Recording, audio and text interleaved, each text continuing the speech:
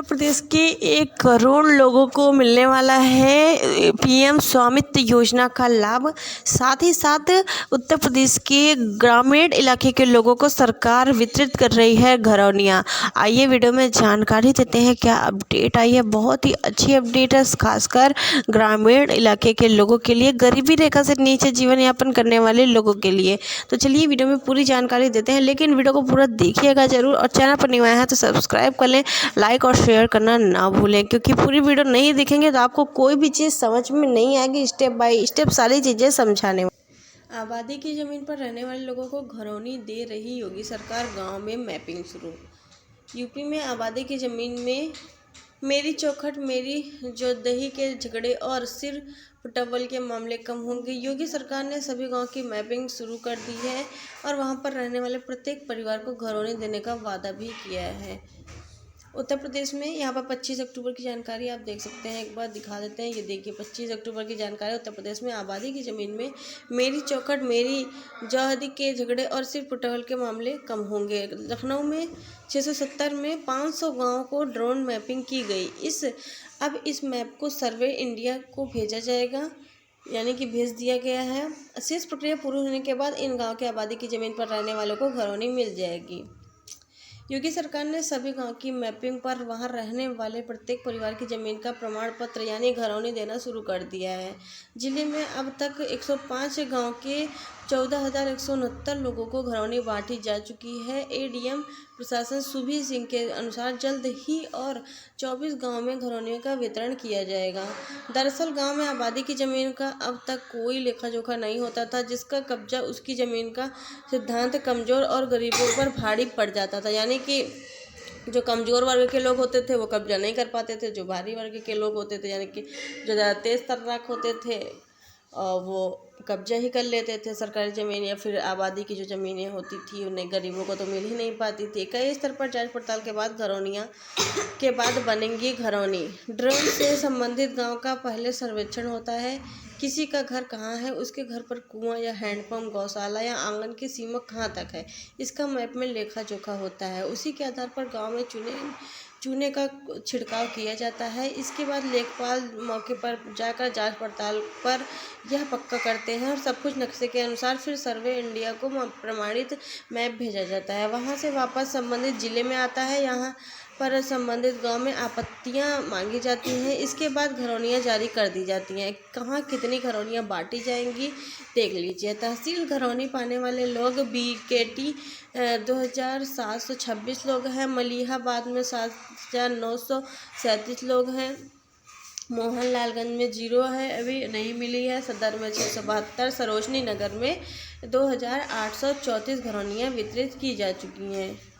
यहाँ पर भी आप देख सकते हैं कि अलीगढ़ में मुख्यमंत्री योगी आदित्यनाथ ने गुरुवार को कहा कि दिसंबर 2023 तक राज्य के 1,25,00,000 परिवारों को पीएम स्वामित्व योजना के तहत पट्टे की ज़मीन का मालिकाना हक दे दिया जाएगा।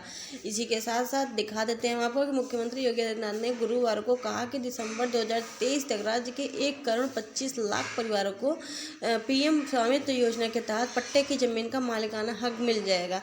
अलीगढ़ को 497 करोड़ की 208 विकास परियोजनाओं के लोकार्पण शिलान्यास की सौगात देने के साथ योगी ने विभिन्न योजनाओं के लाभार्थियों को प्रमाण पत्र वितरित किए। इस अवसर पर उन्होंने कहा कि प्रदेश में 75 लाख परिवार ऐसे हैं जिनके यहाँ पर मकान है, उनको वहीं ज़मीन का कब्जा उपलब्ध कराया गया है। दिसंबर 2023 तक उत्तर प्रदेश के 1,25,00,000 परिवारों को पीएम स्वामित्व योजना के तहत पट्टे की ज़मीन का मालिकाना हक दिया जाएगा।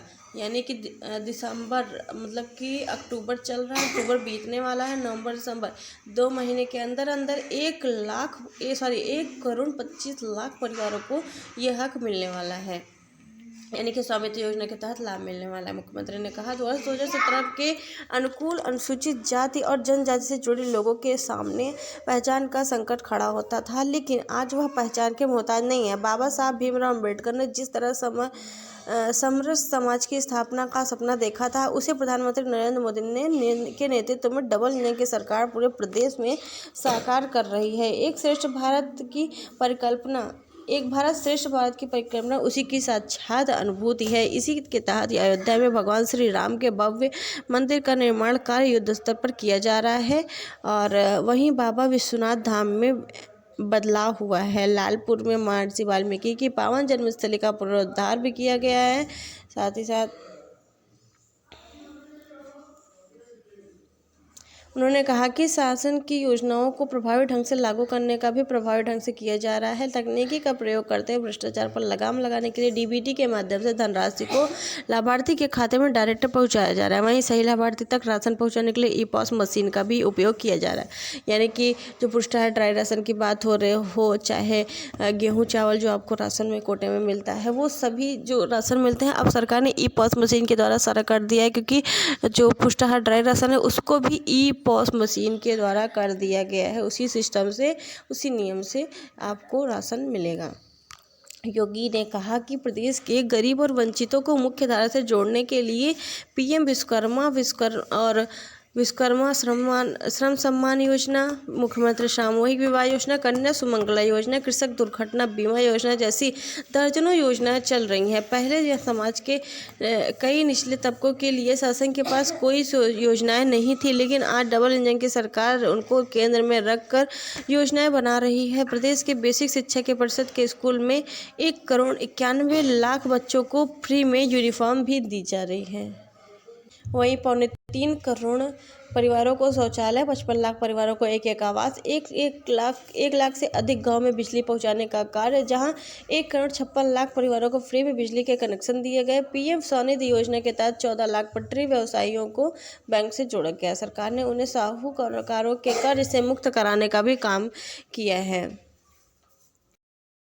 तो लाखों लोगों को घरौनियों का वितरण किया जाएगा। साथ ही साथ स्वामित्व योजना के तहत खुद का मालिकाना हक देने के लिए सरकार ने ये योजना चलाई है कि ग्रामीण इलाके के लोगों को, जैसे कि आबादी की ज़मीन होती है, पट्टे की ज़मीन होती है, तो उन ज़मीनों को मतलब कि वो ज़मीनें किसी की तो होती नहीं है, लेकिन जो ज़्यादा मजबूत वर्ग के लोग होते हैं, जैसे कुछ अपने आप को कुछ ज़्यादा ही स्मार्ट समझने वाले लोग होते हैं, तो वो जो गरीब हैं उनको देने के बजाय उनको बताने के बजाय वो खुद ही लेना चाहते हैं। जिसके पास बंगले हैं, 4-4 बंगले रखे हैं, इमारतें भी बना ली हैं उन्होंने, अच्छे घर भी बना लिए हैं, खेत बाड़ी सब कुछ है, लेकिन वो चाहते हैं कि हमारा ही सारा हो जाए। अब वो जो इंसान गरीब है, जिसके पास कुछ नहीं है, एक ज़मीन तक नहीं है, एक खेत भी नहीं है, उसको मिलना ही नहीं चाहिए, मतलब सारी चीज़ इनको चाहिए। तो अब ऐसा नहीं हो सकता है।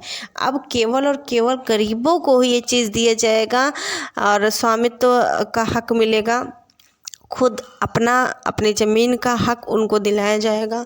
बाकी सरकार ने ये स्कीम जो है काफ़ी अच्छी निकाली है। इससे ग्रामीण इलाके के लोगों को और गरीबों को काफ़ी फ़ायदा मिलेगा और गरीबी रेखा पे जीवन यापन करने वाले लोगों को काफ़ी लाभ इससे मिलने। तो आपको ये जानकारी कैसी लगी कमेंट करके बताएं। इस वीडियो को शेयर करें, चैनल को सब्सक्राइब कर लें। मिलते हैं अगले वीडियो में एक नई जानकारी के साथ। Thank you.